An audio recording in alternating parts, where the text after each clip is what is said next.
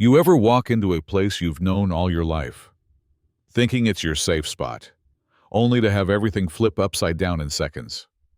Yeah, that happened to Lillian, a sweet 78-year-old woman who just wanted to surprise her son at his jewelry store in downtown Salem. She wasn't expecting to be accused of theft and thrown into handcuffs right there at the very place her family built with love. Let me back up a sec. Lillian had always been proud of her son Marcus. He'd poured years into building Radiant Gems, turning it into a town favorite. She dropped by unannounced one sunny afternoon, carrying lunch from his favorite deli, a little tradition between them. Marcus was out at a meeting, so Lillian wandered through the sparkling display cases, soaking in the familiar glow. She stopped at a pair of diamond studs that caught her eye, reminding her of earrings she'd owned decades ago, before life got tough, and she had to sell them. As she leaned in to get a better look, her fingers brushed the glass, and one earring slipped off the stand, hitting the floor with a soft clink. Embarrassed, Lillian bent down slowly, ready to pick it up. Suddenly a sharp voice cut through the calm. "What do you think you're doing?" barked a new sales clerk, tall and cold, with a stare that could freeze fire. Lillian looked up, startled. She smiled gently, trying to explain. "I'm so sorry, I just wanted a closer look. That pair reminded me of something from long ago." But the clerk wasn't having it. She didn't wait to hear Lillian out. Instead, with venom dripping from every word, she snapped, trying to pocket it.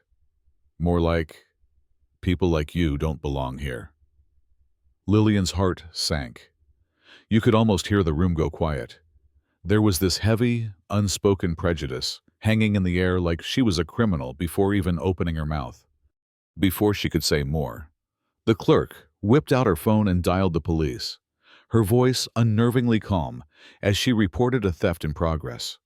Lillian pleaded, "No, you've got it all wrong." But no one was listening. The cops arrived fast.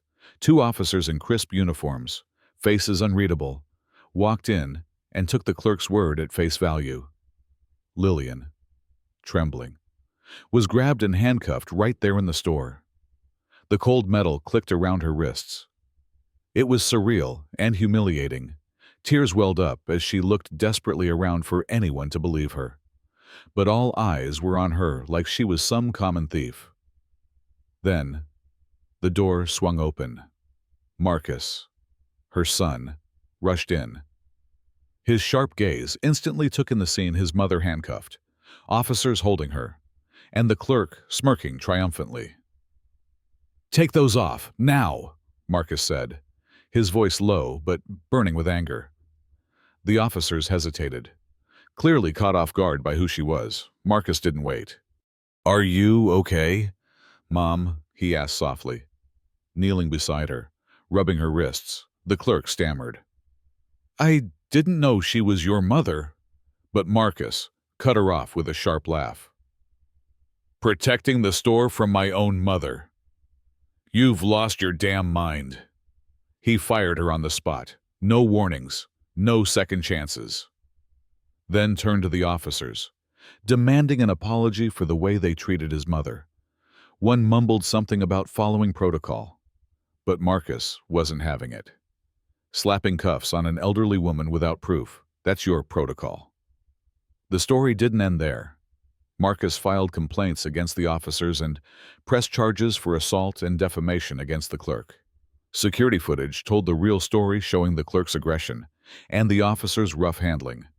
The community rallied behind Marcus and Lillian, their story sparking heated conversations about racism and injustice across Salem and beyond. In court, the clerk's confident front crumbled.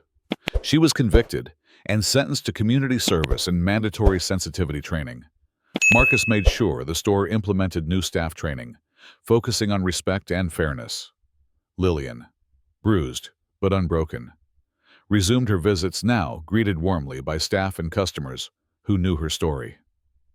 One afternoon, as they sat together sipping tea in the shop's quiet office, Lillian looked at Marcus with pride.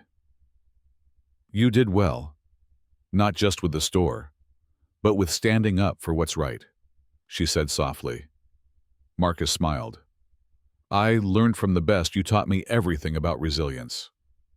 But here's the twist, despite the victory. Some townsfolk whispered doubts. Was firing the clerk too harsh? Were the officers really at fault?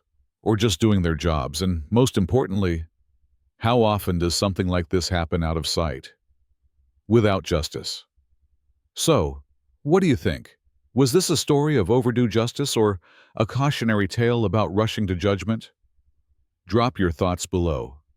Let's talk about what justice really means and how we all can stand up when things go wrong.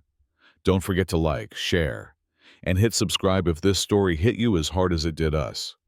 Because sometimes, change starts with one voice and one story.